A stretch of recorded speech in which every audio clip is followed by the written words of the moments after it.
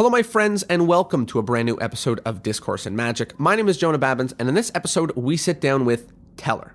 Oh yeah, this is a real 90-minute conversation with the one and only Teller. Now, the reason I say real is because on April Fools of 2018, I put out probably my best April Fool's prank of all time, which was a fake hour-long conversation with Teller, which was basically our side of the conversation and then complete blank audio on his side. And that was a lot of fun. And I think over the years, I've pranked nearly 3,000 or 4,000 people with that episode. That was the prank that keeps on giving. But also, that was the indicator that you guys really, really, really wanted this conversation to happen, and I did everything I could to make it happen, and it was a ton of fun. I am so excited to share this episode with all of you. Here it is, a wonderful, wonderful conversation with the one and only Teller.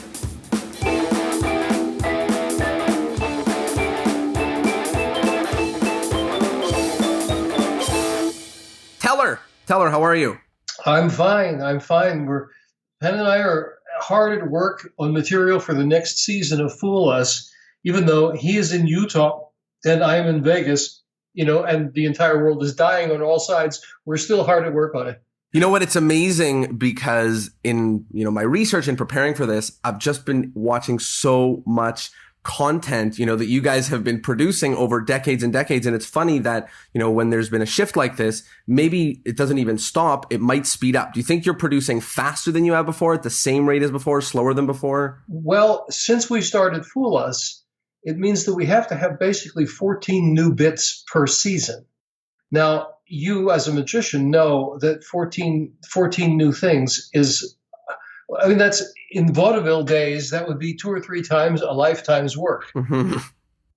So we are working very, very, very, very hard. During the height of the first quarantine section of COVID, we did 2 television specials from our respective homes because we didn't even want to be in contact with each other because, we at that point, nobody knew what the primary transmission rates were.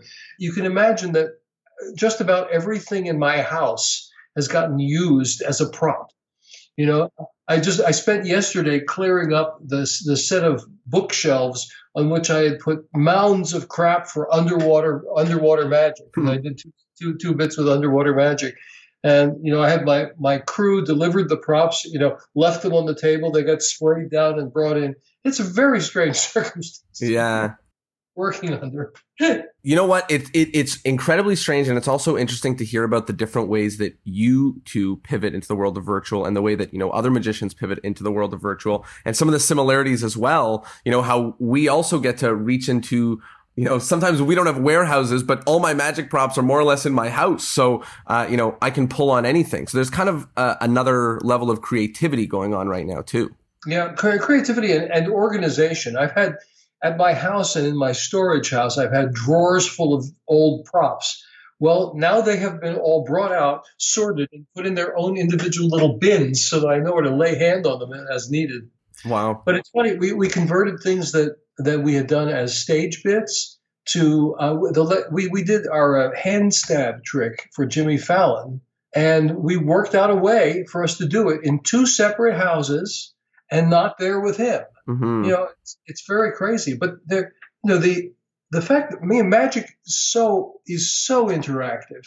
So much of what makes magic special is that you're not just watching somebody do something impossible; you're involved in it. And a tremendous number of the things that we do on stage involve audience members. And so, trying to reconceive magic as something that you watch through a window is that's a big turn for us. Yeah. And I think that all the magicians have been feeling that, that burden and trying to figure out a way to make that change happen. I want to kind of zoom back all the way to the beginning of your journey into magic. And in this podcast, I'm really excited about the journey and especially some of the challenging points on the journey, deciding whether or not you should do something, you shouldn't do something. And it seems like you did magic, you performed, then you became a teacher, and then you kind of jumped back into it seriously. Can you walk us through that journey and kind of what that was like? Yeah, I can. When I was 5 years old, I got toxic myocarditis. I went out and played in the snow.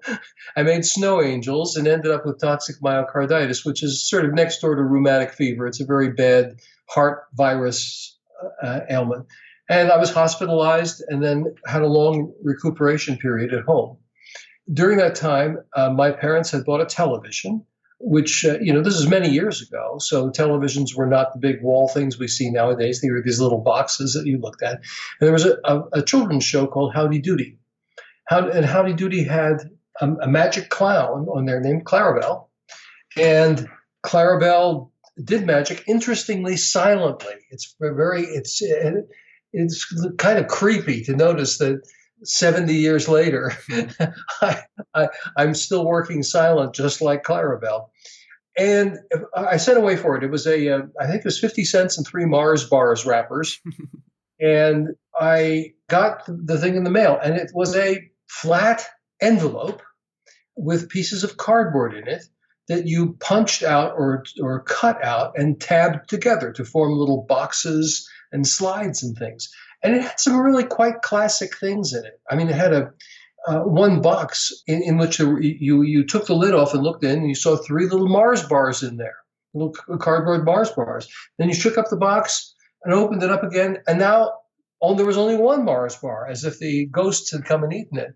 And of course, it was a lid on each end of the box, and you turned the box upside down. But imagine the effect that has on a kid who is just beginning to perceive how the world works and is just starting to understand that things can look different from the way they actually are. I mean, that's a huge, huge revelation to a kid. And evidently it put down very, very, very deep roots. And so I became a magic hobbyist. When Christmas and birthdays came around, Misto magic sets would show up under the Christmas tree or in a birthday package. My mother, I lived in Philadelphia. My mother went to one of the most visible magic shops, which was Jack Channon's shop. And Channon showed her a fantastic cups and balls routine, and then sold her 3 cups and 4 little balls for her now 6-year-old to try to emulate Jack Channon's great skill. But I continued to be fascinated. I mean, 3 cups, there have to be 3 balls. Ooh, a 4th ball. What a concept. Mm-hmm. What a thinking outside the box thing that was. And then I continued to work in that way.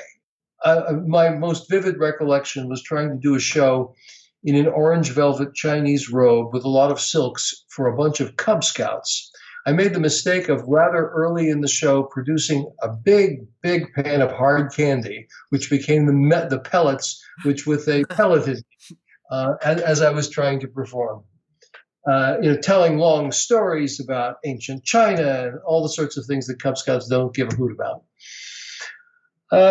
Then, about the time I got into high school, I began thinking more seriously about it. Up to that time, my entire magic career had been fueled by visits to the Philadelphia Public Library, because in their children's department, they had quite a good collection of kids' magic books.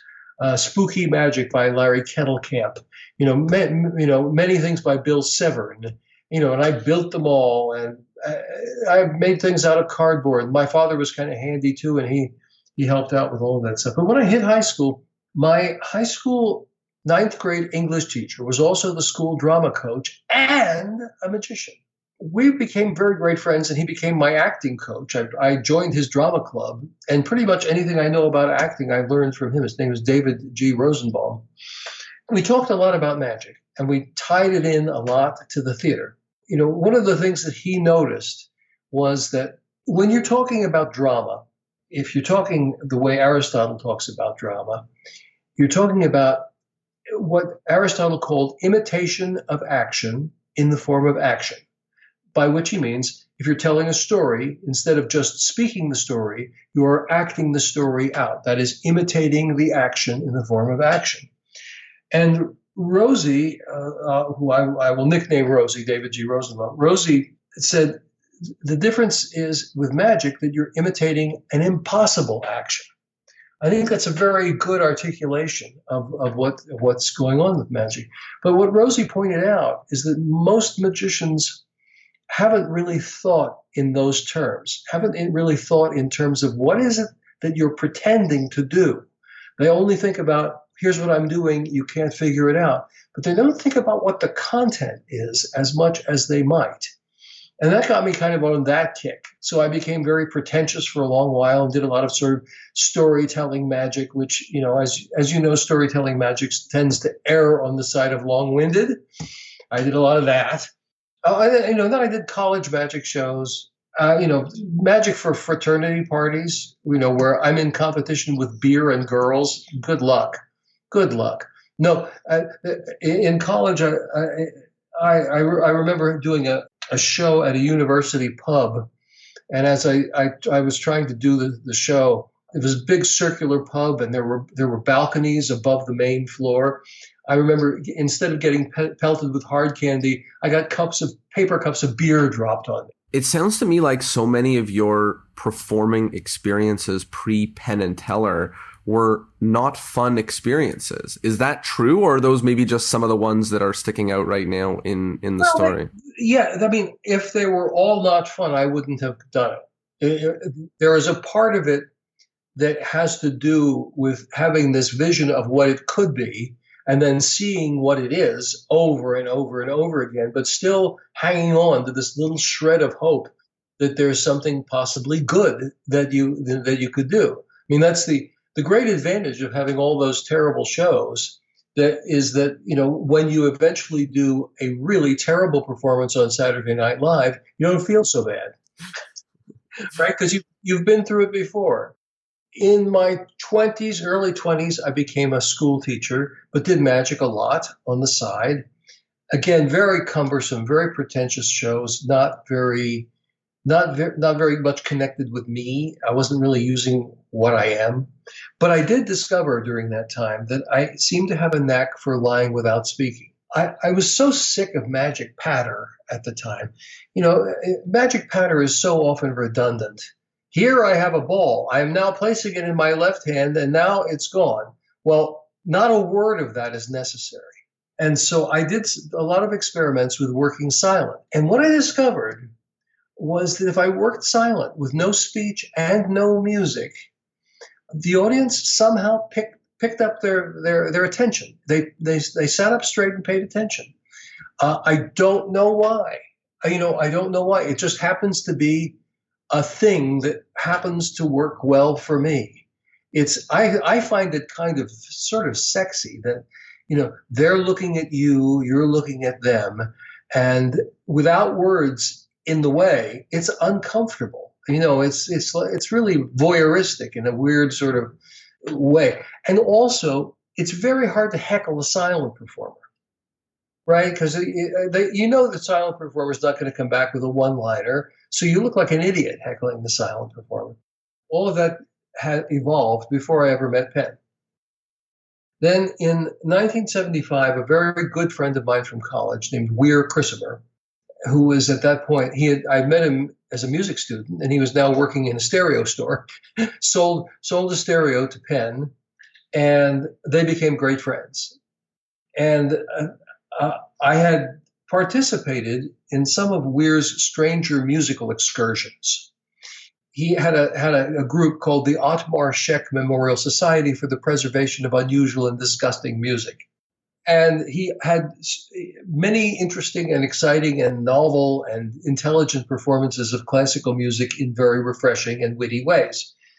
And he had me and Penn on the same program at one point up in Massachusetts. Penn was juggling, and I was reciting a poem about a dead Swiss composer. And the three of us met. Then one fall, I got a call from Penn and Weir. Penn said, I went to clown college with a guy who now runs the Minnesota Renaissance Festival, and I can get you a summer gig doing magic there. I said, that's great. He said, it goes through October. I said, oh, well, that's when school starts, so I guess I can't.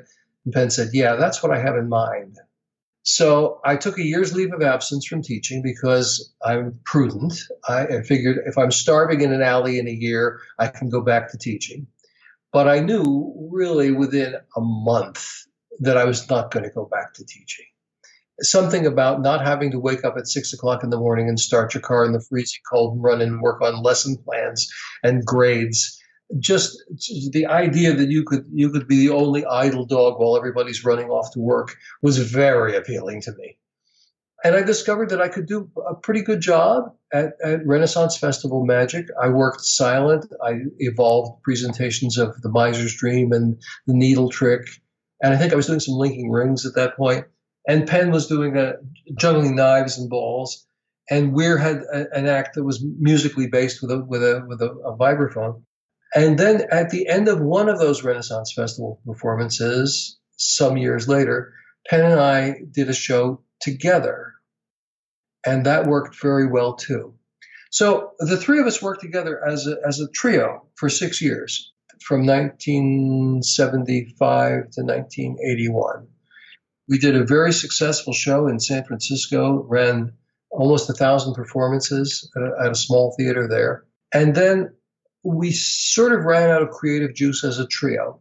And Penn and I decided we'd write a spooky magic show. Every magician gets the idea they're going to do a creepy seance show soon, right? That was our idea. We did something called Mrs. Lonsbury's Seance of Horror. Because we're prudent with money, we said, okay, we've saved up $10,000. We can afford to lose $10,000 on this. We lost every penny. It was a terrible show. It was just terrible. It was all the intellectual ideas we had packed into a show with a lot of magic tricks in it, headed up by an actress, played Mrs. Lonsbury. I played her son Julian, and Penn directed. You couldn't have a worse combination of things. I'm not a very good speaking actor. The actress was an actress, not a performer, so she wasn't able to deliver quite the level of performance that the show required. And we cast Penn as director, which is not something he's really very apt at doing, or at least he wasn't at the time. And the writing of the show was overly intellectual, and we booked it. We thought we would book it like old spook shows at midnight movie theaters. Nobody would come. We lost every penny we invested in it. We got terribly depressed, and we went back to doing Renaissance festivals, just as we had, 6 years before. Now we're back at the Minnesota Renaissance Festival, and we have an opportunity to become, as a two-person act, the opening act for a couple of Renaissance duelers called Puke and Snot, who worked at a comedy club. And we threw together a show very rapidly and did it. And it seemed to have some potential. Subsequently, we worked on it some more, and a friend of ours in Los Angeles was working as a technician at a small theater there and got us a gig around Christmas time. So we threw together a show. I mean, really threw it together as rapidly as possible, taking some of our regular material, some of the stuff that we'd used in Asparagus Valley, some of our Renaissance stuff, and some brand new stuff, and put together a show which I directed and staged. And it was not bad. And I was actually pretty well reviewed. And it was well enough attended that it was extended as long as it could be. We spent several years, I guess 3 years out in the Los Angeles area, working that show off and on. Then we ran out of places to work, and we ended up trying to perform on the fourth floor of a college town disco. Every night we had to put all of our props, our entire set, back into a closet and take it out the following night. They opened the disco floor by floor. So as we were doing the show, we could hear the disco music creeping closer and closer to the floor where we were performing, and knew that we had to be done by a certain hour or we would be kicked out. And then we were kicked out of that place. A kind local theater person gave us a theater space, and that, through some very, very clever publicity ideas of Penn, began to sell. Wow. And presently, we went back into the theater we'd started in Los Angeles in, and there, a friend of hers who ran an off-Broadway, who was interested in running an off-Broadway show, found us.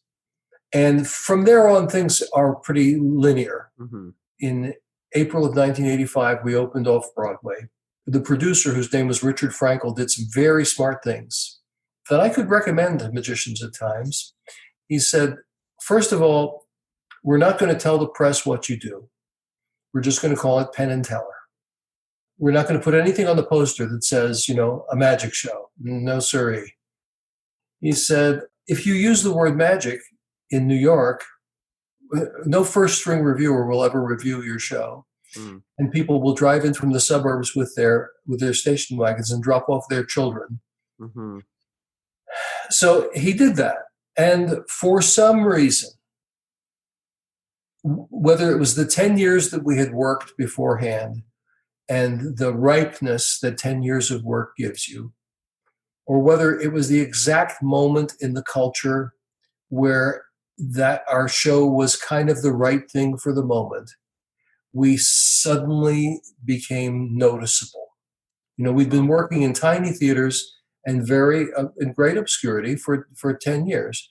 Very happy, mind you. If you have a theater that seats 140 people and you fill it up many nights of the week, or you do 75% many nights of the week, you're doing great. I mean, if you're earning your living doing what you love, you've won the game. Mm-hmm. So we were totally content, and we were even actually reluctant when we were invited to go to New York, because we thought, geez, we're making money out here. We could go to New York. How could it get any better than this? Yeah, well, precisely, Wow. and it never has gotten better. It isn't. Things don't get better; they just change. Scale changes. Wow, what an amazing story and route that the two of you took there. There's a few questions that I have about the journey. One of the things that you mentioned was the silence, obviously, which plays a big role. And at the time, the reason for your silence was that you didn't want to speak. There was redundancy in the speaking, in those words. But you are no longer, a silent act. You're a silent performer, but your act is a speaking act. So even though the words now are not redundant, there is still a certain amount of exposition that Penn has to do for the two of you. What's your feeling on that? Because it kind of seems like now, I mean, obviously the bulk of the career was together, but it seems like the silence holds a different role now than it would in avoiding patter. Yeah, it is. It's very interesting. Penn was very, very interested in things verbal. And remember, really up until the late 1980s, we never admitted that we did magic. There were all sorts of other things involved in the Penn and Teller show up to that point. And, there were songs, there were monologues, there was juggling, and all of those things. Penn had always a very interesting take on what could be said in connection with those. If he was doing something, he was always talking about the opposite of what he was doing. There's always a sense of irony in his language. So what we ended up becoming was kind of a one-person act done by two people. And that's an interesting thing to do. And I'm surprised that more magicians haven't discovered that. We were once backstage with the Smothers Brothers. I think it was either Dickie or Tommy turned to Penn and said, geez, you had it from the beginning. It took us 20 years to realize that if one person talked and the other person didn't talk very much, that the audience would identify with the non-talking person and project their thoughts on them. Very interesting observation. Mm-hmm. So that's, the other thing, of course, we discovered very early upon going to a two-person group was that sleight of hand, when distributed among two people, is much more interesting and plausible than it is on one person. I mean, the clearest example I can give you is this. If you have an object on your desk and you want it in your left hand, you reach out and pick it up with your left hand. You do not pick it up with your right hand and place it into your left hand. Right. So magicians are perpetually doing this act of behaving like two people. Your right hand is one guy who picks up the ball and hands it to your left hand, which is the other guy. Well, we discovered that in real life, I do hand things to other people. Penn does hand things to other people. So it's possible to do something like a regular pass with a coin or a ball from one person to the next. I think the place where where the discovery really hit us in the face so strongly was we were doing a trick on David Letterman in which we borrowed his watch, and we had talked to the producers and identified what kind of watch he was going to wear that night and gotten a duplicate of it. And we were going to take his watch basically directly from his wrist and then smash it to holy hell out of it. And to do that, we had to be able to switch his watch for the dummy watch. And now, if you were a magician solo, you'd be hard pressed to take that watch out of sight. But once you have two people and they've got a little bit of character to them, the way we worked it out was Penn said, "We're going to make your watch absolutely, immune to harm." And I took the watch and very gently tapped it with, I think, a pencil. And Penn said, "You can't, that's not enough." And he reached over and grabbed the watch from me, threw it on the floor, and smashed it with a hammer. And in the act of grabbing the watch from me, he simply sort of made a grab at my hand, displayed the duplicate watch and threw it to the floor. And it was the most invisible switch you can imagine. Right. It's amazing that obviously you uncover all of these different hidden benefits of being able to work together. I want to talk a little bit about the exposure in magic. The two of you, part of your brand is kind of letting people in on some of the secrets of magic. And as somebody who's a rather young magician now, I can only in follow-up learn about what the timeline was. And it sounds like at first you guys kind of joked about magicians hating you for exposure, and then there was some sort of realness to that. And it's just interesting, that journey of exposure, especially now with the lens of YouTube, when magicians are getting hate or not hate for certain levels of exposure. So I'd love to hear kind of the timeline of like maybe frustration or things like that in the magic community. Is that real? Was that manufactured? It originated around, I want to say maybe 1981, where we got this clever idea. We thought it would be interesting to do we were sitting at a diner one day, and there was an empty water glass in front of me. And I have the annoying habit of always messing around with sleight of hand when I'm sitting at a diner. So I rolled up one paper napkin and I put it under the inverted water glass. And I put another paper napkin on top of the inverted water glass. And then I took the one from under the water glass and pretended to put it in my pocket and did that move where you tip the ball off the top of the water glass, off the top of the cup, and cups and balls, and loaded it at the same time. And I realized at that moment that you couldn't really see the load because your brain was following that ball falling off the base of the glass. Somehow or other, the story of that action was making it impossible for your eyes to see what was right in front of you. And that led us to the challenge of, could we do a cups and balls routine entirely with clear cups?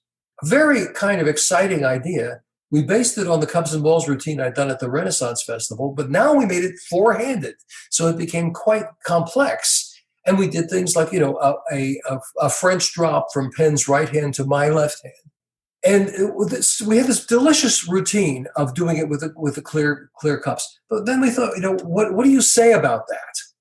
Well, you could say, how interesting it is to note that your eye is caught by the moving ball and you don't see the node underneath. Or you can do what Penn said. Why don't we say we're exposing the cups and balls? Why don't we say we're exposing it?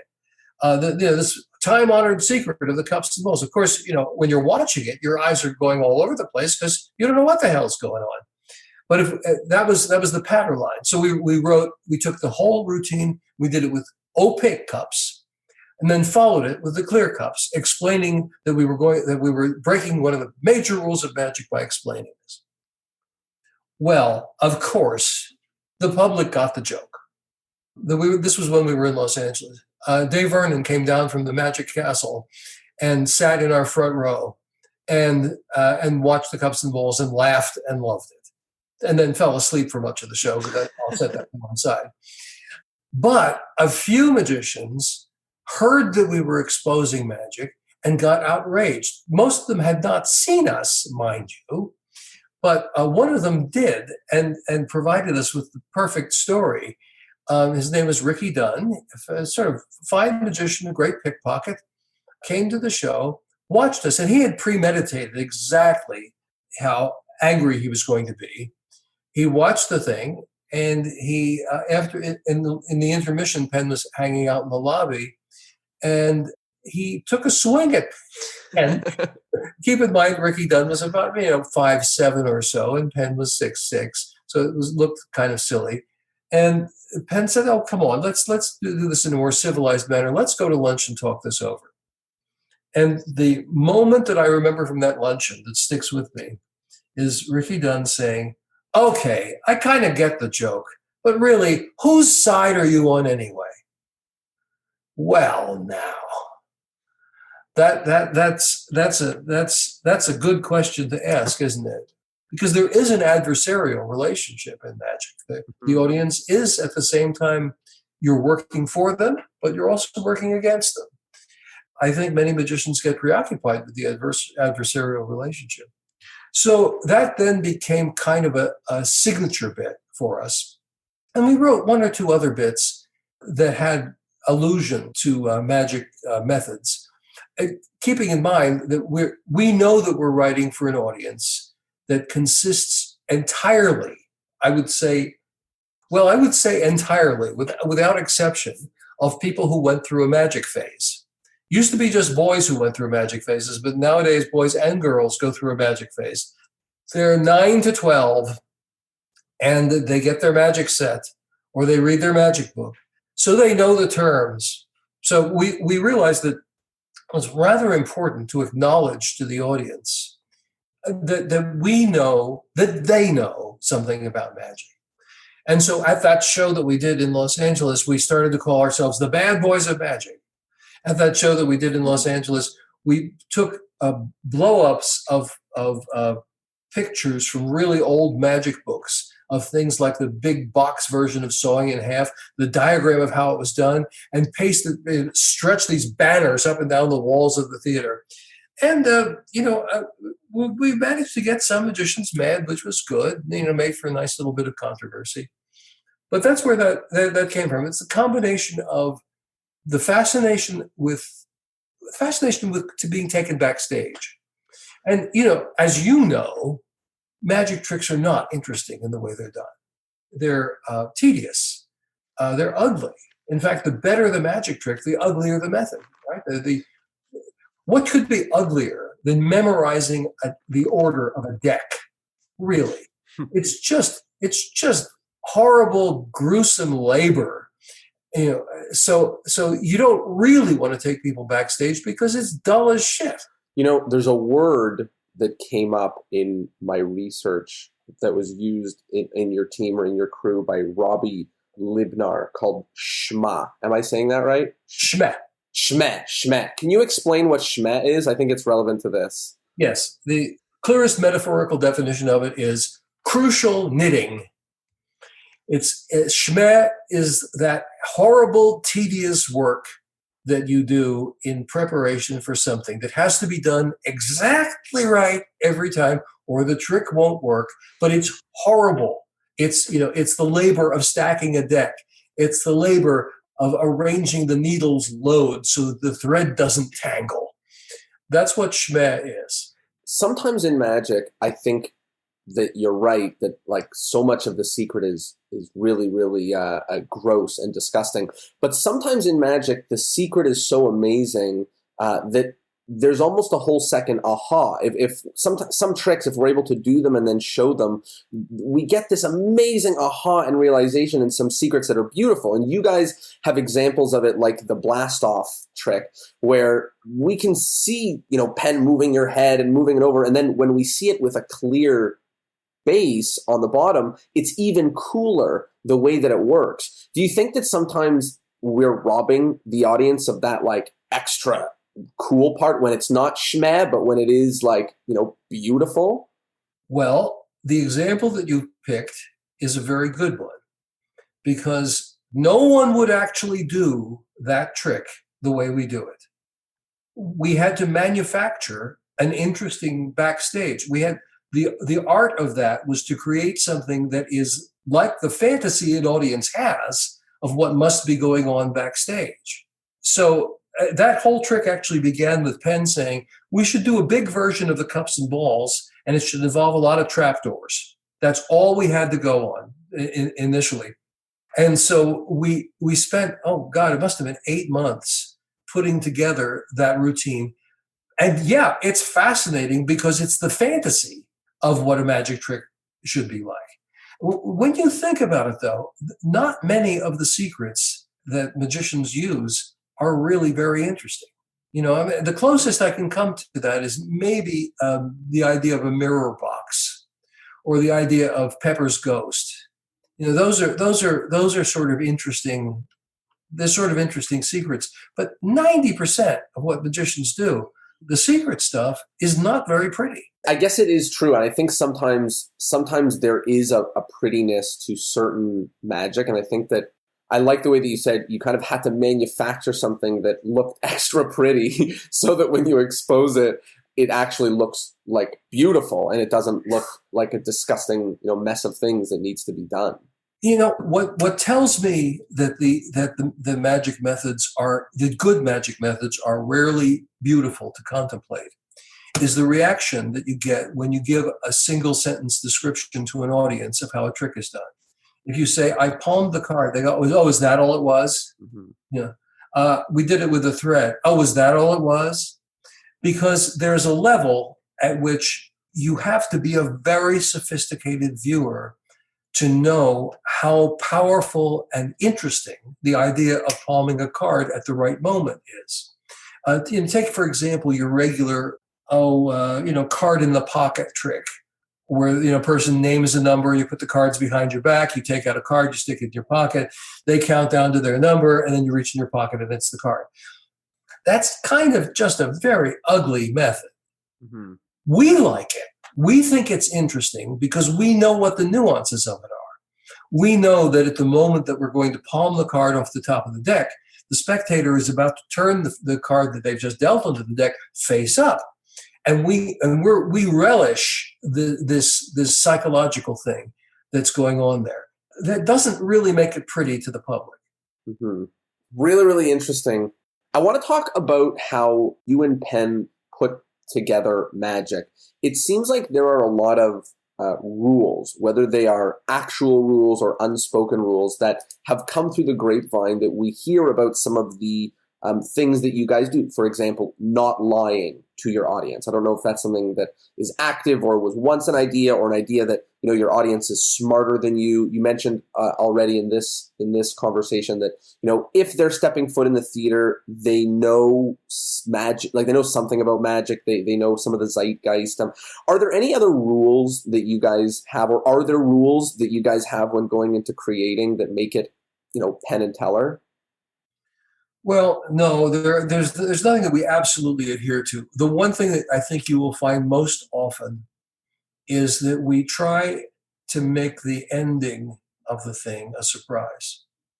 We try to many of the things we've written have a turn in the middle. You think you go to a destination and you land there, and then that turns upside down and takes you someplace else. That's just that's drama 101, but it's not that often applied to magic. Magic often is, I'm going to find your card. Look, I found your card. And it tends to be that we will try to get to the destination by taking you in a different direction and then taking you there. Mm-hmm. It's something that's obviously tremendously common in drama. Who would go to a movie if you knew the ending right away? Right. If you sit there and you watch the movie and you're constantly trying to second guess where it's going, and you think it's a good movie when it goes someplace that you didn't expect it to go. Right. Why should the rules be different with magic? Right. I learned this a lot I did a lot of music composition study, and one of the things that people like Mozart is they set up an expectation in your ear. You think it's going to land on this particular kind of cadence, and then they turn you and take you some entirely different direction. And they use misdirection. I mean, they use bass lines that tell you you're going towards a different harmonic destination, and then twist those around. It's very, very common. Even as long ago as Aristotle commented on this. He said the more peripeties, the better the drama. Peripety is a word that means a turn of events. The more things reverse, the better the drama. So, I mean, I don't think we're doing anything terribly innovative in the big picture, but for magic, it might be less common for people to realize that having setting up one expectation and then fulfilling it in a way that twists and surprises is another. That's about the only thing I can think of that's a real pattern. I will say this: we do avoid using patter that insults the intelligence of the audience, and we estimate the intelligence of the audience as being greater than ours, right? So we say, if I were sitting in the audience, would I find this an insult to my intelligence? We, for example, will never do a piece of patter that involves, a true belief in the psychic powers, Right. because that would be an insult to our intelligence. Right. It seems like there's also this like underlying theme of truth, in what you guys do, that no one's going to leave. You don't want to leave them with some sort of false belief or something that is like clearly nonsense. Yeah, I mean, Penn's description of this is, he says, magic is an art form devoted to how we ascertain truth, and so truth is a big subject. I mean, one of the unique features of our bullet catch, for example, is that we never say we're going to catch a bullet. Never, not once. Never, not once. We say we're going to make this little piece of metal go from this side of the stage to that side of the stage without your being able to see how it's done. And we actually make it so that without anyone crossing this big yellow line that's in the middle of the stage. Mm-hmm. So we actually make it that the audience is forced to go, it looks like the only way they could do this is by catching the bullets in their teeth. So the audience is making up the thing that would normally be the thing that the magician declares. Right. If a magician declares, I'm going to catch a bullet in my teeth, you go, oh, come on. Right. You go 95% the way there and then let them fill in the gap with what they think they're seeing. Help me go inside what it looks like for you and Penn to create a new piece, because you guys create a lot. I know that it kind of starts with a meeting at a Starbucks or now a virtual Starbucks. And some sort of, bringing of ideas to the table. Hey, this trick is interesting. Hey, this artistic idea is interesting. Or this. Where does it go from there? What are the next few steps? It has changed a little bit because of the demands for material that we're experiencing, thanks to Fool Us. So it tends to be nowadays that we will find there will be an idea that we find interesting, and there will be a trick that we find interesting, and we will find a way to make those two connect. I'll give you, here's an example that's not the latest example, but an example is Johnny Thompson taught us a great stop trick, just an absolutely unfathomable stop trick that's normally done by one person, where you have a person look at some cards. They don't pick a card out. They just look at the cards. The cards are all shuffled, and then they deal them one at a time onto your hand, and you know which card it is. I mean, it's an unfathomable thing. And I thought it would be very interesting to do that as a two-person trick. So the person who's having the card selected and the person who knows the answer are at opposite sides of the stage. And Penn said, we could tie this to the Magic Circle's preoccupation with secrets. The Magic Circle, that London organization that is, basically mostly amateurs, who are sort of their hobbyists, who think that the artistic rule, don't tell the audience how it's done, which is a good artistic rule, is a moral rule. We ended up presenting this as a sort of revenge on the Magic Circle for not admitting us. Of course, the Magic Circle has admitted us many times.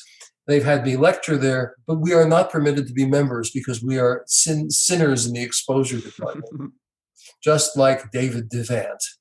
But that's a very gross example. That's just a trick that we adapted with an idea. A better example might be when I was doing my book about David P. Abbott. he had in there a very interesting routine for the turban trick. Turban trick, you have a long piece of cloth like a turban, and it's a cut and restored, cut and restored. And I liked the routine. I thought if we handled that as a four-handed thing, as two people handling a very long piece of cloth, it would become very deceptive. And if we changed the method up partway through, that was very interesting. And that was the fulfillment of an idea that we had been discussing for probably 20 years. We basically, the idea is attributing an arbitrary trick to the power of God. And so that trick became, those two pieces came together. This magic trick that was technically interesting, handled by four people, by four hands and two people, married to the idea that it was genuine power from God. Wow. It's amazing to see how, to kind of go back in time and see how those ideas grow. And as I imagined, there rarely is a linear way that, new magic pieces or new art is created. What it ends up looking like at the end is never exactly what it looks like at the beginning. And I'm sure you guys still experience that at this stage of the process. I wanted to talk a little bit about, the partnership. I think that you've shared something about, partnerships, like as soon as you can, don't live together, and other ways where the two of you have kind of built some professionalism, into what you do as business partners. Can you tell us a little bit about how that works? Yeah. The basic thing is we split everything 50-50. That is the most important single thing you need to know. The second most important thing you need to know is we are both dead reliable. Neither of us takes the partnership lightly. If we say we're going to meet at 3:00, we meet at 3:00. What we say is what we do. If we if we are going to do a performance and the performance is scheduled for 8:00, you can set your watch by the beginning of the performance. So just being reliable and splitting everything 50-50 is a big part of what goes on. Now add to that how you deal with artistic disagreement. And the answer to that is not gently, but not rudely. So if I have an idea that I bring to Penn and it does nothing for him and he has no approach on it, he will say, that does nothing for me. I don't see anything interesting about that. But more often than not, we will give, nowadays, it's actually much pleasanter nowadays than it was towards the beginning, because we don't have long fights with one person stomping off the stage. Nowadays, it's more likely to be, I don't see anything I can do with that right now. Let me see if I get an idea on it. Yes, not living together is good. It's hard to live with a person that you're also working with, because you can just get too much of the person. And we're neither of us is exactly a prize. Thank you for that, by the way. I think it's very helpful. Personally, I started doing a duo act when virtual started, because me and my roommate, who's my business partner, started doing stuff together. So it's just been very interesting to look at that in that lens. I wanted to talk about fear and horror. I think that in looking at a lot of the magic that you guys have done, there's a lot of themes of fear and scary horror. You see blood. I often, I had a really good laugh looking through all of your Letterman spots and all of the ranges of emotion that you've put that poor man through. Can you talk to us a little bit about fear or scaring as blood? Do you think that plays a role in magic? Do you think there's an overlap, or is it just kind of the passions and interests of you and Penn?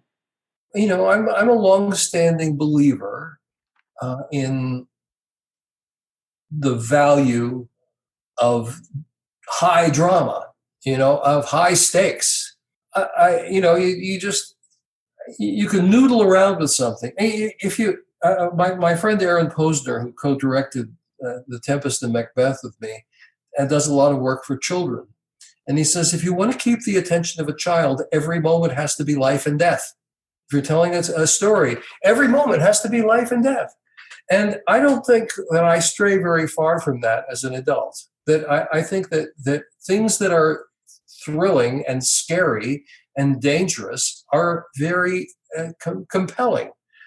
Howard Hawks said, to get the attention of the audience, you have to you have to injure somebody very badly in the first 4 or 5 minutes, or they'll never take you seriously. So we've always kind of liked that sort of thing. I think we're a little gentler in our mature years, and also the current repertoire is designed for television, which and we're back in Family Hour, so we think about that as well. So that doesn't stop us from doing bloody stuff, though. Definitely not. Look at Shakespeare. Look at Shakespeare. Yeah. Even comedies in Shakespeare are horribly scary. Think about what in The Merchant of Venice. The debt that's owed is a pound of flesh taken from any portion of your body. I mean, that's a horrible image for a comedy. I mentioned Letterman, and I think that rewatching those now was really, really quite surreal, especially some of the early ones. And, I can't help but think of some modern artists. The name that comes to mind is Eric Andre, because he does some really wild stuff. I'm not sure if you know who that is, but regardless, I guess I just want to ask about kind of the risks that you guys took on that show. You let bugs out, you let worms, just absolutely everything you could have done to completely shock him. And historically, he has had a combative relationship with magic. So certainly watching you guys go in there and really turn the tables on who is, deciding the rhythm of the performance for a magician was really, really refreshing to watch. So can you talk a little bit about how you guys decided material to do on that show, and even in general, how you decide material to do on late night shows or spots? On Letterman, it was a very specific thing. I think it was most of our information came from the great comedy writer Eddie Gorodetsky. Eddie Gorodetsky is a famous comedy writer, famous sitcom writer, he's everybody knows Eddie. Eddie said, "Okay, you've been invited to go on Letterman. If you go on, either he will get you or you will get him. So get him." And that's exactly, it was a big part of our thinking on this. How do we get Letterman? What fear of Letterman do we tap into? Do we invite him to put his fingers in rat traps? We know he's very fastidious. So do we pour 500 cockroaches on his desk? Do we damage his watch? I mean, when we did the thing with the watch, it ended up in a dead fish, and a table of dead fish is a repulsive thing to deal with. So yes, we were really constantly thinking with Letterman in those days. I mean, you have to be aware a little bit of the pulse of the times, and at that time, that spot on television in late night was the place where you would do really edgy stuff. Right. I mean, it's no longer true. I mean, you can now do late night stuff, and they'll tell you, "Oh, that's too much blood." Not so in those days of Letterman, when he had he was at his very best the first few years that we worked with him, and then he had a really amazing cast of writers who were writing stuff that was quite at the forefront of comedy. Mm-hmm. It's amazing that he kept inviting you guys back on the show. I have a story to tell you about that you'll like. So we did the cockroaches. We made the 500 cockroaches on his desk. He stood up. He swore. He was obviously freaked out. We thought, well, I guess we're never going to do that show again. And we came into our office the next morning and found a phone message from Letterman saying, "Well, guys, I hated it, but it was great TV. Come back next time and hit me as hard as you like." Oh my goodness. Oh my goodness. That is wild. That really tells you what a broadcasting genius he was in those days. Wow, that is absolutely wild. I never expected to hear that. And it's very funny because all that was running through my head watching those clip after clip is like, why on earth would he would he invite these two back to just, like completely catch him on his heels instead of the opposite way around. So, but I guess he knew that it was such good TV. I also want to talk to you about the spot that you guys did on SNL with the hanging upside down. That to me was, I can't even it's not a level of creativity that I can fathom. It's not 1 degree away. It's not, instead of, oranges, let's use apples. Like it's completely out of left field, and obviously a brilliant performance. How did you guys come up with that? Did the idea come from? How did you guys figure that out? I'm not completely sure how it happened, but I believe, if I recall correctly, I believe that we were working at our office in the Brill building in Manhattan, and one day, I think Penn said to me, "What if we did something upside down?" He said, "I think I remember seeing somebody on TV a long time ago with a bag of popcorn and dropping the popcorn into his mouth, and it seemed to leap up into his mouth." And that's where the initial thing of that came from. And then the rest, then I said, okay, if everything we're doing is some kind of levitation, people are going to tip to it very easily. So we're going to have to think of other things we can do with the upside downness of this to make it, to misdirect. And then we had a bar erected in a storage room in the Brill building, and we bought gravity boots. And mostly me went in there because this is the kind of, I love tinkering, right? So if there's something involves tinkering and experimentation, chances are I'll be the guy to do it because I just love it. So I got myself in there with a television camera and a small TV, it's a small TV camera, and I always forget the orientation of this, and a monitor, and just experimented a lot. And by this time, somewhere along the line, we had evolved the idea that we were going to use this to prove that we were the best magicians ever. So we looked at material from Henning and Copperfield and did little miniature versions of those things. The extraordinary thing about that is that it worked. That it was one of the most difficult things we had ever tried to do. You'll see in there's one moment where there's a light bulb that hangs from a cord and it really lights, right? And then we unscrew the light bulb, and I think it's Penn. I think I hold the hoop steady, and Penn throws the light bulb through the hoop and catches it on the other side. I can't tell you how difficult that was. His years of juggling experience enabled him to do that. But then on top of all of this, Saturday Night Live does not love rehearsal. So we went in and we were given basically 1 hour to rehearse this with cameras. And to their credit, Dave Miller, I think his name was Dave, the director, set us up and we rehearsed it. And we all the camera moves had to be very precise, right? Because at various times I'm holding an object and just grazing the upper portion of the frame with that object as a way of ditching it. Mm-hmm. So the framing had to be very precise. So we had 2 monitors, one close-up monitor and one wide monitor. And we rehearsed it, and it went fairly well in rehearsal. But the astounding thing was that it went so brilliantly in performance. It just went amazingly in performance. And the fact that the studio audience was complicit in all of this, Penn came up with the great line, we're going to do this live. Are we live? Yeah. And the whole studio audience is there getting this enormous joke and screaming, yeah, with the greatest exhilaration. And we went out in the expectation that something would go wrong, and nothing went wrong. It went absolutely perfectly.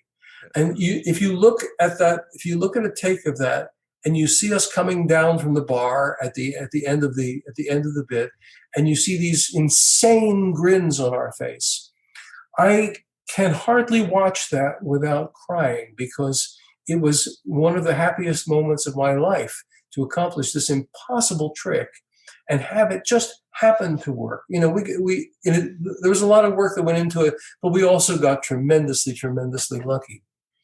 And so there's this incredible sense of joy at having done that. That's really important moment to me. There's an aftermath that is kind of weird, which is in order to do that trick, I'm very fair-skinned, and Penn is not terribly dark, so we had to be covered with anti-red makeup because when we turn upside down, we look like glasses being filled with tomato juice, and the anti-red makeup is very thick, and it made it so that whatever redness underneath made us just look a little weird, but not give away the whole thing. So you couldn't see any of our real skin when we were doing that trick. Now Penn's there. Penn's not only doing the trick, but he's delivering lines at top volume, intensity.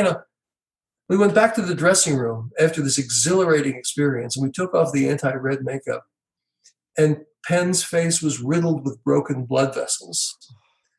Like W.C. Fields' nose at the advanced stages of alcoholism.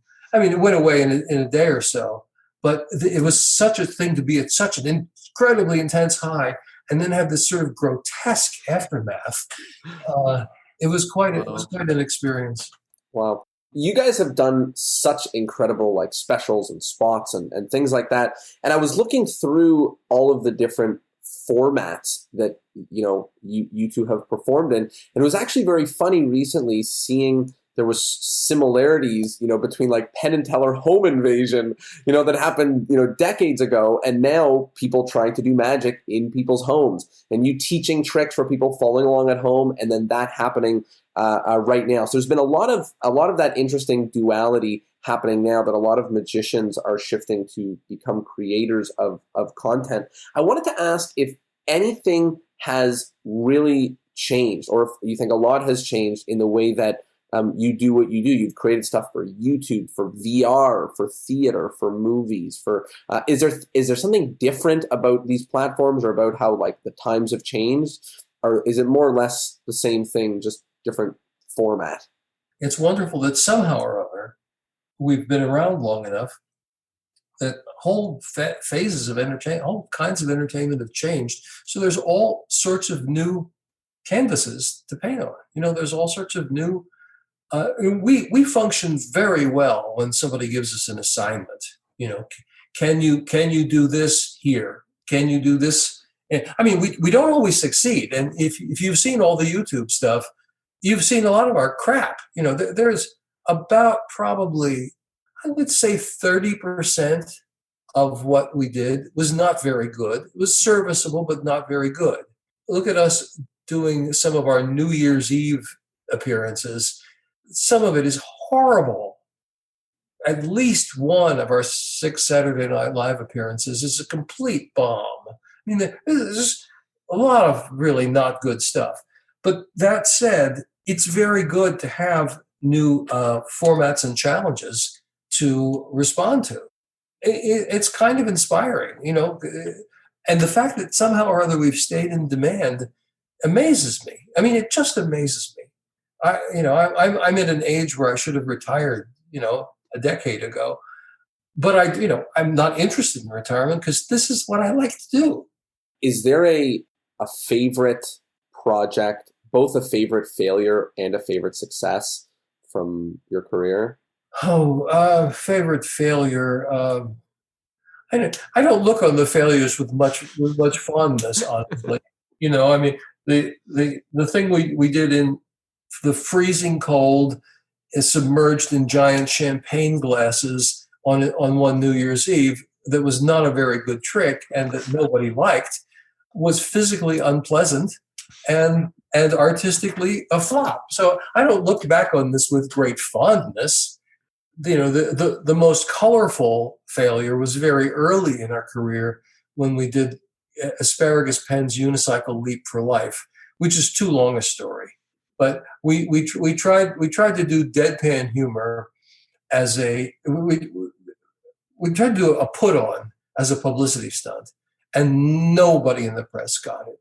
And so it ended up with Penn lying on the ground, surrounded by an angry screaming mob of college students who were kicking him and spitting on him. At least as bad as getting pelted with hard candy. Favorite successes? I mean, the upside down bit on Saturday Night Live is kind of that's the jewel of the television career. That was wild. We've done some other good bits, but that was quite something. Let's talk a little bit about Fool Us right now. I think that it has been, in my lifetime, the best lens that the public has ever seen magic in. Not only because it's a positive lens, but also because there is a variety. And never in my life have I had the blessing of responding to the questions of lay people about magic, to there being a variety of questions and not the same three people that are in the zeitgeist. Now it's the magicians. Variety of magic is in the zeitgeist. Can you talk a little bit about what you think Fool Us has done for magic in the current state? Magic on TV is magic and TV are not a very easy marriage. In our early television days, we believed that doing magic for the camera was never a good idea, that it was always much better to do something like the stuff we did on Letterman, where we would be doing something for him and you'd be looking at it from a distance. David Blaine made a huge breakthrough in his street magic stuff.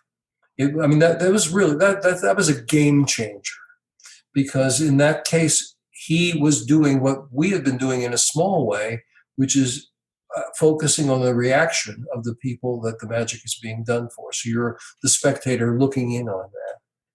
Now we come up to Fool Us, and we're presented with this horribly difficult problem. How do you let somebody at home feel like they're watching live magic?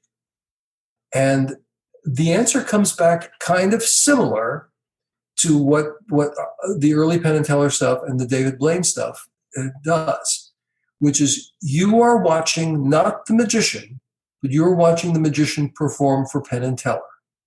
So it isn't magic being done for your camera lens. It's being done for these two guys. And these two guys are going to do something that no one really ever celebrates, which is they're going to try to bust the method. Now, that's always a subliminal thing that you experience when you're watching a piece of magic. There's a part of you, I don't care how much you claim to be, I'm just swept away with the fantasy of it. I don't believe that when anybody says that. Everybody who watches magic is enjoying the fact that they're seeing something that looks impossible, but they're also trying like hell to figure it out. So by acknowledging that, by making that the apparent focus of the show, can Penn and Teller figure out this trick? We are taking magic's biggest negative and turning it to a positive.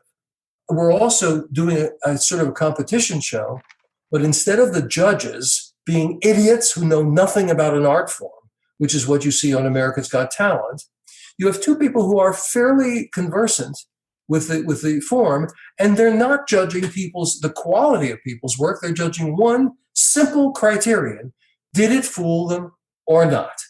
And that's a concrete standard. It's a concrete standard that you never see in artistic competition. So that brings us 3/4 of the way down the path. And then you come to the thing that Penn realized and does with great skill, and that our producers are extremely skillful at helping us with, which is once we think we have an idea how a trick was done, how do you talk about that without spoiling it for the home viewer and without spoiling it for other magicians who might be doing that same trick? And this is essentially Penn's idea, but the producers got on board with it and really understand it now, and can really be helpful as we're doing it. We have now this idea of communicating to the magician, but not the audience at home, how the trick was done. That is to say, speaking to them in code.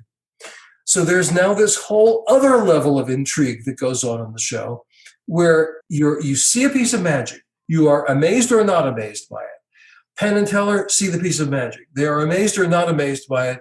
And then they talk about it in a code that you can almost figure out. You can almost get. Maybe you do some research. Maybe you go on the internet and look up some of the weird expressions that Penn's using, and you're able to figure it out. So it ends up being a show kind of about mystery at several levels. You have a couple of detectives who think they've found the criminal, but they're not going to tell you who the criminal is. They're going to give you all the hints about who the criminal is, so you have that to think about too.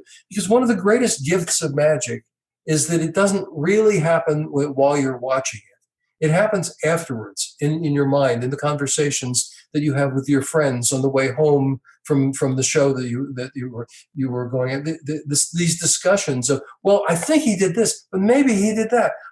How did it work out? It keeps that gift of magic without pretending that is not part of your life. We also, we have tremendous producers on the show. We cannot take credit for the quality of the acts they find. They work their asses off, and we're not allowed to be involved, right? We never recommend anybody for the show. We don't know who's going to come out. This is all their work. They've traveled abroad. They've gone to magic conventions. They took years and years to persuade some of the best magicians in the world to be on the show by showing them that even if we figured out how the trick was done, the magicians were going to come out well. And now the show has a reputation for treating magicians extremely well. And we really do. I mean, what you don't see generally, and what we weren't able to do in COVID times, but normally what we do is, after we've completed the whole segment and the magician leaves, there's a break while the cameras reset and the next person gets ready, during which time Penn and I run backstage, and no matter what has happened with the previous things, we thank the magician for being there. We praise the stuff that the magician's done well, and basically treat the magician with all the respect that the magician is due to have. And it gives us a chance to say explicitly some things that we can't say explicitly on camera. I've never seen a pass done that well before, or that's a brand new way of looking at a cut and restored rope, or whatever they might be. And that's a tremendously important, I think, to the magicians and to us. But that we are treating people the way people should be treated is a big part of the show, and a big part of the distinction between this show and other kinds of competition shows, where people who don't succeed get dismissed in a disgusting way. Respect is a very big part of it. I was listening to another interview or conversation you had about the show and the early thoughts of it. And one of the things that you mentioned was that your early take on what the show would be was a little bit different than what it turned out to be. Your take was more magicians actually planning, with Teller in mind, with Penn in mind, trying to come up with magic that would fool the two of you, and that maybe we would see behind the scenes of what that looks like. It's funny that now some magicians or some of the acts that have kind of done that, have led you down a real false solution or something, maybe seems sneaky or something like that. How do you feel about that? Do you think that it's great, if somebody puts everything to lead you guys down one false solution? Do you think it kind of misses the point of the show, or do you not care regardless, and if it's entertaining magic, it's the point? It depends. What we're looking for is something that will give us that thrill of being absolutely amazed by a piece of magic. So it's important to me that if we are being led in one direction during the course of the performance, that direction is then pulled out from underneath us, as opposed to that being left as a possible solution. So if someone were to come on and do a move that could be construed as a deck switch, but wasn't really a deck switch, and that was never disproven, then I'm irritated by that. And the producers now know that and won't allow that kind of thing on the show.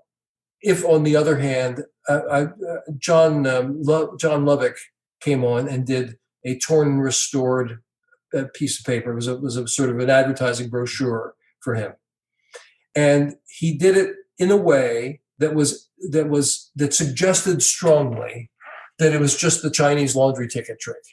That there was a packet of duplicate pieces on the back of it. And he finished that portion of it, and then he walked down and handed me the piece of paper. And all of a sudden, the bottom was dropped out of my assumptions, and he fooled us. That I loved, because I was given that sensation of, it must be done this way, it must be done this way.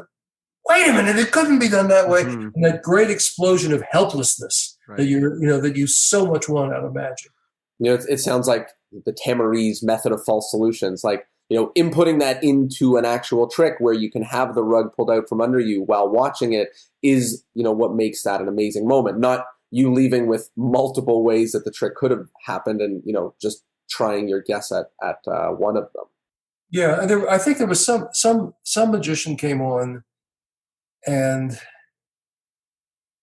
he did some routine that left it ambiguous in that way, and we stated what seemed to us the logical solution, and then later he sort of got on YouTube and crowed about I really fooled them after all. That's just it's not in the spirit of what we're doing. To talk about YouTube for a second, all of these, or almost all, of these Fool Us clips are on YouTube. And like you mentioned, there's kind of this fun rabbit hole for the 12 or 13-year-old magician or someone new to magic that can follow a clue or a seed that Penn may have dropped and gone down to find it. But there's also kind of the problem with the YouTube comments, where you might just find the solution, on comment number 2 or number 3 or something like that. Do you have problems with that? Do you have fears with that in the world of magic, or do you think it is what it is? It wouldn't do me any good to have problems with it, now would it? Because that's the way the world works right now. The joy of magic includes all aspects of it, right? It includes the amazement, but it also includes trying to figure it out. It includes false solutions and true solutions, and it includes people arguing over solutions. It's such a wonderfully complex, ironic form that whatever comes out of it is all good. I mean, this is all about people using their brains. It's this, there is an aspect to it that's artistic and emotional, but there's also the aspect of it that's purely intellectual. So I think we just have to say, nowadays, it's no longer going to be like the old days where you'd go and see Thurston in the theater and you'd see it once and that would be it. Nowadays, people are going to probably watch it again and again on YouTube, and if they figure it out, maybe that's extra fun for them. I love that mentality. If they choose to watch it 29 times and to figure it out, maybe that's extra fun for them. And I love what you said about all of the different parts of magic, are fun. There's so many different parts, and discussion about what the method is, if there's a method, not having one, learning one, creating one, discovering it. Those are all different joys of magic. I really love that. When John Lovick fooled us with that torn and restored thing, and we made our best guess and failed. After it was all over, we heard from Johnny Thompson through our little earpieces, "He fooled you with pure sleight of hand." And there was this relish in Johnny's voice that for all of our knowledge and all of our theories, we were being fooled by just good old-fashioned sleight of hand. And it sounds like you guys get a real kick out of all of it on the show. Like, you guys get a real kick out of the whole entire thing. In my research leading up to this, I had a blast watching through the hours and hours and hours of content that you guys had created. And I had a thought running through my head, which was, I saw one of these specials, and I saw you guys kind of run backstage, and I thought to myself, like, backstage, did they ever think to themselves, like, this is it? Penn and Teller's Sin City Spectacular, this is it. Did you guys ever think that it would keep going and keep going to where it is right now? It never crossed my mind to ask, because I was having I'm so engaged by the act of doing it that I don't think a lot about what's coming next. I mean, this year, just understand, we just shot in the middle of a pandemic an entire season of Fool Us. 50 people holed up, totally quarantined in the Rio All Suites Hotel for 8 or 9 days shooting the show. Wow. Getting our temperatures taken every morning, getting throat swabs and nasal swabs every other day, having many of the performers come via remotes. And what was the outcome? The outcome was we got to see kinds of magic that we wouldn't have seen on the show. We got to see some fantastic sort of stage illusions that if it had been brought onto our stage, the stage is it's a TV kind of set. It isn't a theater set. And it's not really a set that's particularly conducive to magic, if you don't mind my saying so. It's very very hard to get good black art backgrounds or thread friendly backgrounds. There's no wing space, right? So all of the stuff that magicians do with wing space, you don't have to use. So it was nice to be able to see people in other environments as a result of the pandemic. Mm-hmm. Crazy. Yeah. Before we get to the wrap-up questions, there's a few last questions. The one thing I just want to ask about is physicality. In a lot of your magic, it's amazing to see some of the physicality that both of you, but especially you, are doing in a lot of this magic. Jumping into boxes, going upside down, all of these different things. I don't know. I don't really have a question. I just kind of want to comment on how you feel about that. Do you think that it was necessary, as a silent, partner to be, more expressive with where you are on stage? Was that kind of a fun thing for you? Why did we see you, bouncing around or putting yourself in dangerous situations so often? Because it's interesting. You hear about Tom Cruise always wanting to do his own stunts, which I imagine as the years pass, he'll do fewer of. But it's loads of fun and it's interesting. Your hero character is rarely somebody who sits behind a table and just talks. Your hero character often does things.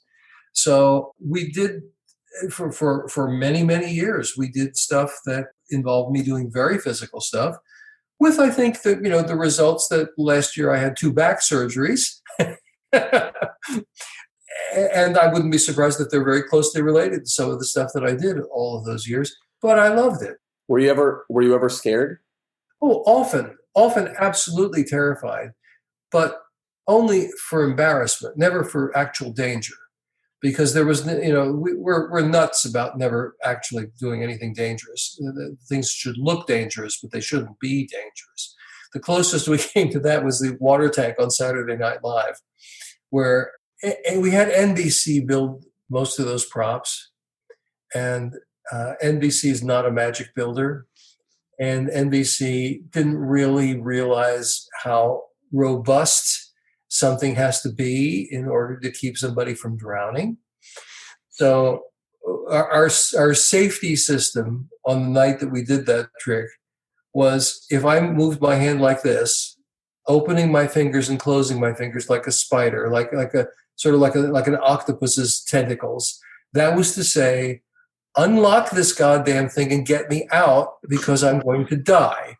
And we had Mark Garland, who was our director of Covert Activities at the time, just off camera with the key, ready to run up and let me out. And about 5 minutes before the show, I began to notice a little problem with something that shouldn't be leaking. And I thought, well, here's our choice. The clock is ticking. It's now 1 minute before we're going to go on. Clock is ticking. I'm saying to myself, here are my choices. We can bail right now and say, Penn and Teller won't be on the show tonight, not as planned. Or I can risk embarrassment in front of an audience of millions of people. And it's my theory that the avoidance of embarrassment is the least worthwhile of human motives. So we went ahead. But if you ever watch that sequence on Saturday Night Live being introduced by Madonna, if you ever watch that sequence and you watch the close-ups of me in that tank, you will detect very quickly that the expression on my face is not entirely acting. It is me saying, should I do this yet or not? Am I going to be able to get through it yet or not? We'll just hang on. We'll just hang on. And they had fortunately insisted that at the end I be let out to show that I was still alive, because it's television. We can't allow somebody to die, even at 11:30 at night. Wow. And the expression on my face when I am released is of great relief, and it's not acting. As we are now nearing the very end of the episode, there are a few wrap-up questions that we ask each and every magician. The first is the endless chain. In order to keep the podcast going on for eternity, each guest is asked to recommend another guest who would be absolutely perfect for the show, who would be a phenomenal magician for this show. Who would be a phenomenal magician for this show? Well, I think you'd have great fun with Piff. Oh, that'd be wonderful. Yeah, Piff the Magic Dragon would be a lot of fun. Awesome. There's a magician that I find absolutely fascinating. His name is Bob Farmer. Do you know Bob? I do. Well, Bob is this wonderful, deep thinker, mostly about card tricks, whose thinking is so abstruse that he might be a very interesting guy to have on too. That's great as well. I'm sorry to say I can no longer recommend Johnny Thompson because he's we did have Johnny Thompson on. You had He was amazing. Lucky. You're lucky to do that. Is Johnny Thompson looking over my shoulder all the time. Is there something that you do want to mention about kind of what things are like now different without Johnny? How you and Penn kind of create differently now, or how things are different? Yeah, we say what Johnny would have said at this point is, that's what that sentence is frequently said. What would Johnny do here? What would Johnny do here? Johnny would probably tell us a story about something that Ali Bongo told him 50 years ago that is the answer to our prayers, but unfortunately that particular information is no longer available. It's strange working without him, but it's also the sense of his presence is quite palpable. The sense of his presence, in so many ways. It's just what we don't have that we had with him was this endless encyclopedia of things that have happened in the past. Wow. And I know that he was sharp and with it and helping you guys, quite, right till the very end. Yeah. No, I mean, he had just quit Fool Us. He had quit Fool Us because he was so offended by the choices that some of the producers had made of a magician that he didn't think the magic was right. It was in very bad taste. And I called him up and said, Johnny, come on, that by the time it gets to air, everything is going to be fine. And he calmed down and he came into work and he worked a couple of days and then he died. Boom. So he that's the way I would like to go. Wow. I think that's the way all of us should hope, is doing the thing that we love. A guy really at the height of his powers too, not so much in stage performance anymore, although, teaching me the entire Bird Act was an extraordinary learning experience. We had this crazy idea that we should reproduce a classic piece of magic. Should we do something of Thurston? Should we do something?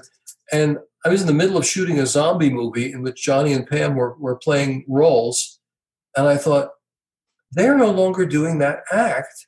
They could teach this classic act to us. So it would be like having a class with Thurston, having a class, with Jarrett, having a class with Jermaine, to actually learn from the person who did this classic act how it all works. It took us 2 years. Wow.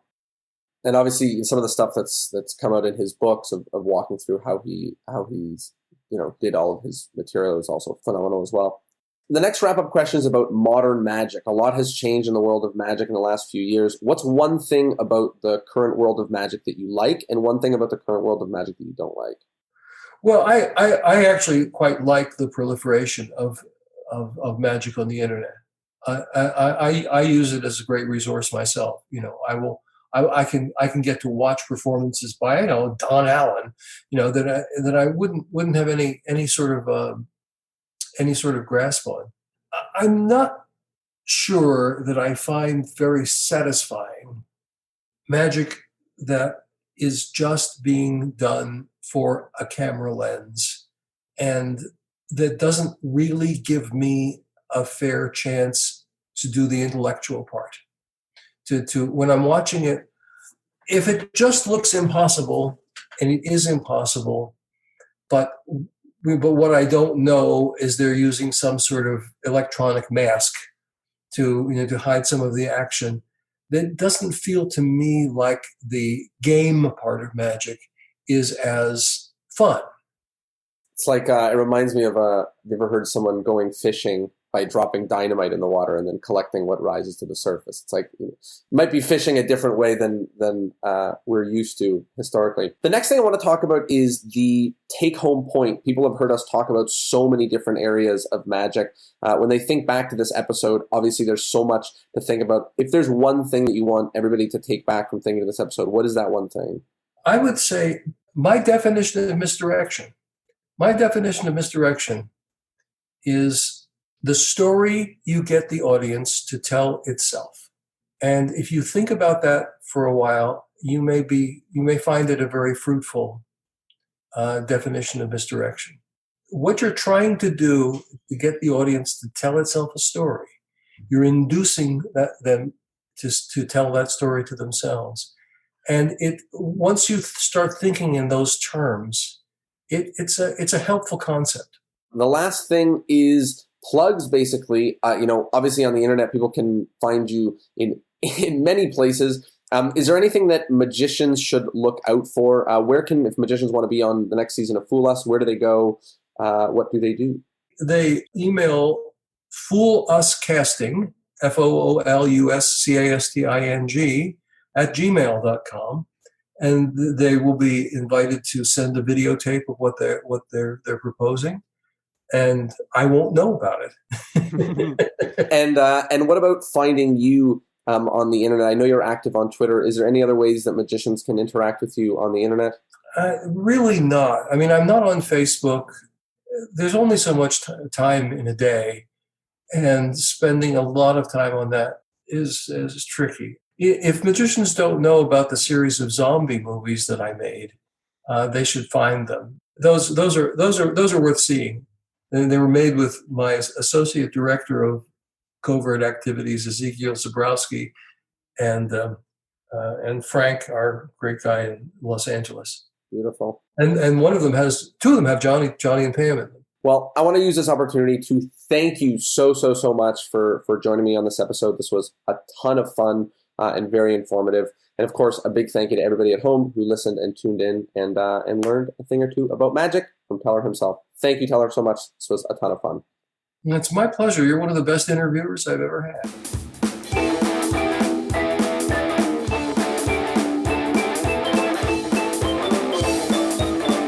Well, there you have it. I hope you liked the episode, and I hope, of course, that you learned something. In all of these episodes, maybe you're new here, maybe you're not, but in all of these episodes, the most important thing is that you learn something. It's not just an informative conversation. Yes, that's wonderful, but take something away. What are you going to implement? What are you going to put into the real world? Other than that, thank you so much for being here. On this day today, on this moment right now, which is December 23rd, 2020, I just redid the Discourse in Magic website, and there's a whole lot of special things there for you, especially if you're into virtual magic. Right now, I don't know what's going to happen if you're listening to this in 2025, but right now, there's a lot of virtual magic going on right there. So if that is of interest to you, go to discourseinmagic.com and you'll be the first to know about other cool episodes like this and see other ways that I may be able to help you on your virtual magic journey. Thanks for being here. Love you lots, and I'll see you next Thursday. Peace.